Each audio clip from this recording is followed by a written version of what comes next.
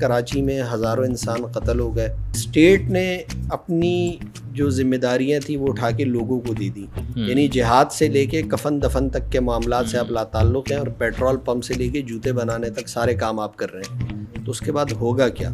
میں نے کراچی کی گلیوں میں, آپ چل پھر نہیں سکتے, تو ان گلیوں میں نے گوروں کو گھومتے ہوئے دیکھا ہے, میں نے گوریوں کو اکیلے گھومتے ہوئے دیکھا ہے.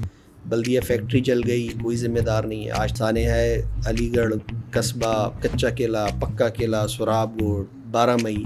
تھوڑا سا بتائیں کہ ہوا کیا تھا اس بشرا زیدی والا, کیا واقعہ تھا برا؟ دیکھیے, بشرا زیدی سے بھی پہلے کے حالات سمجھنا ضروری ہوں گے. پشتون مہاجر فساد یہ بھی 80s میں ہی شروع ہو گیا تھا. یعنی بشرا زیدی کے بعد مریض تک ڈسٹریبیوٹ تھے کہ کون سا اگر زخمی ہوگا, پشتون ہے تو اس نے کس ہاسپٹل میں جانا ہے, مہاجر ہے تو وہ کہاں جائے گا, بلوچ کہاں جائے گا. پیپلز پارٹی, متحدہ قومی موومنٹ اور عوامی نیشنل پارٹی کی حکومت تھی. تینوں کے لوگ مارے جاتے تھے, تینوں ایک دوسرے پہ الزامات لگاتے. اب آپ اورنگی ٹاؤن میں کھڑے ہو کے کہہ رہے ہیں کہ ہم نے مسجد اقصی چھڑانی, ہم نے سری نگر جانا ہے, تو وہ جو وہاں کھڑا ہوا بندہ ہے وہ سوچتا تھا یار میرے تو گھر میں پانی نہیں آ رہا, میرے پاس نوکری نہیں ہے, یہ کیا بات کر رہے ہیں.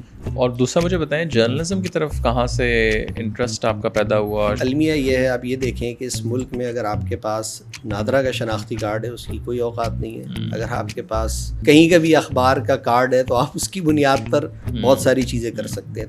رپورٹر بیچارے کی تو کل اوقات سالے کی 40 سیکنڈ کی ہے, اس پہ بھی اس کا بیپر کٹ جاتا ہے, اینکر بولتی ہے بہت بہت شکریہ, پروڈیوسر اس کو بولتا ہے 35 سیکنڈ ہے, 30 سیکنڈ ہے, نمٹاؤ اور نکلو. آپ کو یاد ہوگا پچھلے کچھ عرصے میں جب ہمارے یہ کرائم شوز بنتے تھے, یعنی وہ تھانے کے پولیس والوں نے کام چھوڑ کے ایکٹنگ شروع کر دی تھی, کہ ہم ابا کی بائک لے کے نکل جاتے تھے, علاقے میں گھومتے تھے. تو بھائی جہاں پولیس روکے تو وہ روک کر یہ نہیں کہتا تھا کہ تم چھوٹی عمر کے بچے ہو بائک کیوں چلا رہے ہو, اس کے سوال یہ ہوتے تھے ٹی ٹی پسٹل کہاں پھینک کے آ رہے ہو.